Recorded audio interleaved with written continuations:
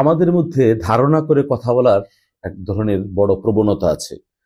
আমরা এটা অসুস্থতার পর্যায়ে নিয়ে গেছি এবং নিত্য নৈমিত্তিক ব্যাপার হয়ে দাঁড়িয়েছে। ধারণা থেকে কথা বললে কত বড় পাপ হয়, কত বড় গুনাহগার হতে হয়, এ ব্যাপারে আমরা আজ কথা বলবো। তার আগে আপনি যদি আমার চ্যানেলে নতুন হয়ে থাকেন, সাবস্ক্রাইব করে নিতে পারেন। চলুন আলোচনা করা যাক ধারণা নিয়ে কথা বলা।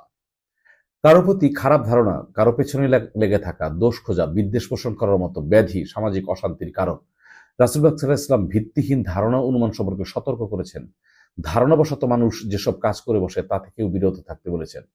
আবু হুরায়রা রাদিয়াল্লাহু তাআলা থেকে বর্ণিত হাদিসে রাসূলুল্লাহ সাল্লাল্লাহু আলাইহি ওয়াসাল্লাম বলেন, ধারণা অনুমান সম্পর্কে তোমরা সাবধান হও, কারণ অলীক ধারণা পোষণ সবচেয়ে বড় মিথ্যা। তোমরা পরস্পর গোয়েন্দাগিরি করো না, ঝগড়া বিবাদ করো না, অসাক্ষাতে দোষ চর্চা করো না, হিংসা ও ঘৃণা বিদ্বেষ পোষণ করো না। আল্লাহর বান্দারা সবাই ভাই ভাই হয়ে যাও। সহিহ বুখারী হাদিস 6066। পবিত্র কোরআনে আল্লাহ তাআলা বলেন, হে ঈমানদারগণ, তোমরা অধিক পরিমাণে ধারণা করা থেকে বিরত থাকো, কেননা কিছু কিছু ধারণা পাপ তুল্য।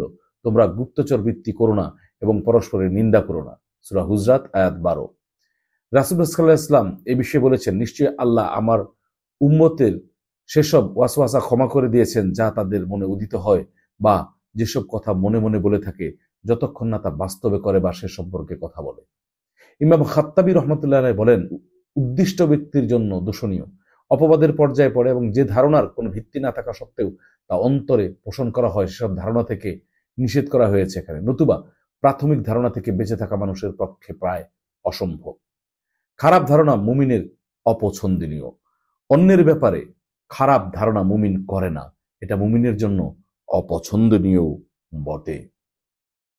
আবু হুরায়রা রাদিয়াল্লাহু তাআলা থেকে বর্ণিত আছে, সাহাবীরা বলেন, হে আল্লাহর রাসূল সাল্লাল্লাহু আলাইহি ওয়াসাল্লাম, আমাদের মনের মধ্যে এমন কিছু চিন্তার উদ্রেক হয় যা সূর্য উদিত হওয়ার পরিধির মধ্যকার মূল্যবান সবকিছুর বিনিময়ে প্রকাশ করা আমরা সমীচীন মনে করি না। তারা বলেন, হ্যাঁ। তিনি বলেন, এটি ঈমানের সুস্পষ্ট পরিচয়।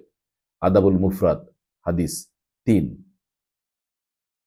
এছাড়াও অন্যান্য হাদিস এবং বিভিন্ন প্রকারের ইসলামিক আলোচনায় আমরা শুনতে পাই যে ধারণা কত বড় গুনাহের কাজ। অহেতুক ধারণা করা জঘন্যতম মিথ্যাচার। কোরআনুল কারিমে ধারণা করাকে সুস্পষ্ট পাপ বলেই উল্লেখ করা আছে, যা আগেই বলেছি। তাই বিনা কারণে ধারণা তথা মিথ্যাচার করা থেকে বিরত থাকা মুসলমানের একান্ত দায়িত্ব ও কর্তব্য। ইসলামে মিথ্যাচার যেমন কবিরা গুনাহ, তেমনি অহেতুক ধারণা করাও কবিরা গুনাহ। আল্লাহ তাআলা আমাদেরকে এই রকমের ধারণা থেকে নানান রকম কথা বলা হতে বিরত রাখুন। আল্লাহ আমাদের হেফাজত করুন, আমিন। আপনি আমাদের চ্যানেল নতুন হয়ে থাকলে সাবস্ক্রাইব করতে পারেন এবং সওয়াবের ভাগীদার হতে পারেন। এজন্যই যে আমরা শুধু ধর্মের সঠিক বিষয়ই প্রচার করে থাকি।